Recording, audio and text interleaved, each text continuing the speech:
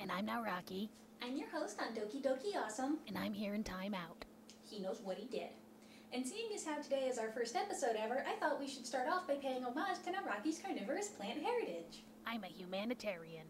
Don't listen to him, he's just a burger fiend. I subsist on a steady diet of sunshine and bugs. Fool. Anyway, today we're going to be talking about a Saturday morning kids cartoon that was based on an abandoned prequel idea to an 80s movie musical, which itself was based on an actual stage musical, which in turn was based on a 1960s B-movie comedy horror flick, which, if I'm not mistaken, was made on a dare. And yes, it is exactly as good as it sounds.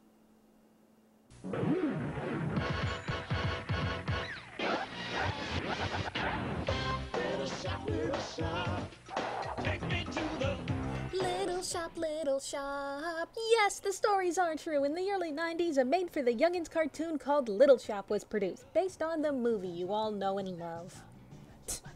I don't. Shut up, Nawrocki. Anyway, the history is what I just said in the opening.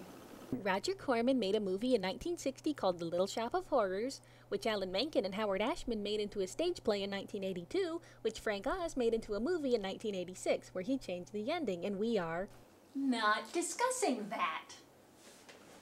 He wanted to make a prequel movie, but ended up making a Saturday morning cartoon instead. Yeah, apparently that can't happen. Well, that sounds like a recipe for success. How on earth could he fail? Let's find out, shall we? Oh, let's do.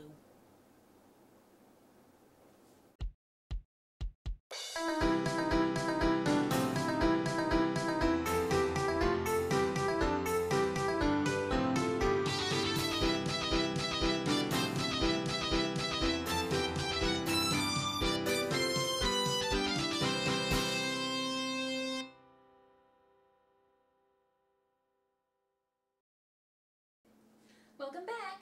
Now today we're going to dig a little deeper into this train wreck of a Saturday morning kids cartoon and see just where it all went wrong. And you know what a good place to start with that is? Ritual suicide. With the characters. Okay, I'm just gonna go ahead and commit ritualistic suicide. Have fun! Our first character is none other than Seymour. No, Seymour. No, Seymour. No, Seymour. No. Nawrocki, stop messing up the clips. Seymour asses. Classic. Here we go, Seymour Krelborn. His life's ambition is to be a nerd. Or something. I've got everything it takes to be a nerd. Ah! Except brains. I'm not a nerd, Bart. Nerds are smart.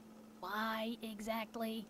oh, who cares? Anyway, his other ambition is to win the heart of Audrey. I mean Audrey. Nawrocki. Audrey Mushnick. What? Apparently, in this adaptation, Audrey's father is Mr. Mushnick. Mushnick. There we go. Good job. You flatter me, Dungeon Master. But Seymour's always getting beaten up by the school bully. No, that's Dr. Farb. Nope, that's Orin Scrivello. DDS. There you go. And there you go, the school bully, Payne Driller, with his comically oversized headgear of doom. Look at him. Look at those teeth. But where does the talking plant come in? Right now, actually. After the bully throws him into the trash can, he gets sent to the dump. There he finds a fossilized seed, so he takes it to Mushnick's flower shop where he works to be closer to Audrey, who is too busy looking at firemen to be interested in him. She says it's her life's ambition to be a fireman, and that's why she's looking at all this stuff, but I think she's just being a healthy young girl. My business is a bust. Business, what a joke. Ah, what's that? Well, it's based on a musical in it, so they're gonna sing a few times an episode. Who told Harvey Atkin he could sing? Well, you heard him sing in Sam and Max. I think they're gonna know him better as King Koopa, Allie. He who coops and runs away Lives lives to to coop another day. The 90s. Anyway. Oh, and those flowers are supposed to be stand-ins for Crystal, Ronette, and Chiffon. Anyway, now it's time to meet Audrey Jr. Like in the Roger Corman version, Seymour calls it Audrey Jr. instead of Audrey 2. Nope. No. Nuh-uh. No way. Nah. No dice. Getting warmer. No. No, go. No. Nawrocki, you already had it. There you go. Audrey Jr. meet Audrey Mushnick. Hey, Audrey, meet Audrey Jr. Yucca, rubber, Brussels sprout, oh, Seymour, what a silly invention. Okay, her fireman book has a fold-out page. You can't tell me she's just interested in firefighting. Moving right along. So Mr. Mushnick and Seymour are singing If It Wasn't for Bad Luck, I'd Have No Luck at All. Seymour has been rejected and Mushnick has no business in his shop and his flowers are dying. Neener. And now it's time for Junior's famous line. Feed me! Feed me! Feed me. Whoops, how did that get in there? Moving along. Feed me! Like in the '86 movie, Hello, pizza place. the plant can use the phone. Somehow.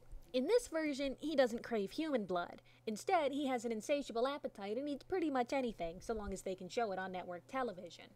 Oh, really? Well, he doesn't actually eat him. See? Seymour interrupt us. Okay, so I played Audrey 2 in middle school. Wasn't asking you, sweetie. Anyway, so the two of them meet. Junior, you're alive. What do I look like? I'm made out of plastic?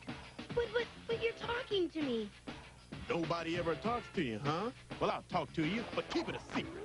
In this version, Junior is more or less a friend of Seymour's. Although I get the feeling that the reason he wants to keep it a secret is different than just not wanting anyone to know he can talk. He also displays some interesting plant mannerisms in a way of talking. In the form of bad puns. I don't know about you, but I'm a little bushed. Little joke. Very little. You'd think a guy who just figured out his plant could talk would have a few more questions than that. I mean, you did. Who are you? Where are you from? How did you... Would you butt out with the questions? I'm trying to be dormant here. You want to argue with those teeth? Junior isn't cut out for flower shop life, so he asks for Seymour's help in getting back to where he came from. The dump? And in return, Junior will use the hypnotism powers he always seems to have to help Seymour score with Audrey. Why did he wear the pot to bed? He wakes up early only to find Audrey has found herself a giant hose. Also, the bully is there. Oh, and, Harvey Atkin. When I was his age, we never ate Chazarian pizza like that. Junior attempts to plant the seed of an idea into Audrey's head, but it comically misses and hits Payne Driller instead. They do this in every cartoon with a love potion or Cupid's arrow. I think it's a trope. Or a law. So his new best pal gives him a lift, and ends up in a dumpster. Hooray! After rapping about how plants don't belong in the city, they make it to the dump and find his old home is... Gasp! A dump. No trees, just stumps and junk. His old forest home is petrified. Uncle Herb! That's not funny! It's here we find out that Junior is actually a prehistoric plant over 200 million years old, rather than a cross between a butterwort and a Venus flytrap, or an alien plant from outer space. Which solidifies my hunch that they're just making this up as they go along. My question is, what took you so long? Anyway. They hitch a ride home on an onion truck, and Junior learns just how plants are treated in this dystopian future he's found himself in. Do you... Vegetable soup is people! Plant people! And with 4 minutes left in the show, he tries to start a plant revolution and put in a third song. Apparently, the power of rap brings all the plants back to life, which brings business back to Mushnick's shop. A hose explodes, which attracts the little firefighter, and she finally notices Seymour. Put out a fire together sometime. And that is what she said. So thanks to Junior, his life is all better, right? No, of course not. This was only the first episode of a 13-show run. They made 12 more? Yep. Okay, that had nothing to do with any of the things it was based on. They turned that into that, this into that, these into those. Does anyone else make an appearance in the cartoon? Burson Fouch makes a cameo. Here are your carnations. Wait, I'll wrap them for you. That's all right. I'll leave them here.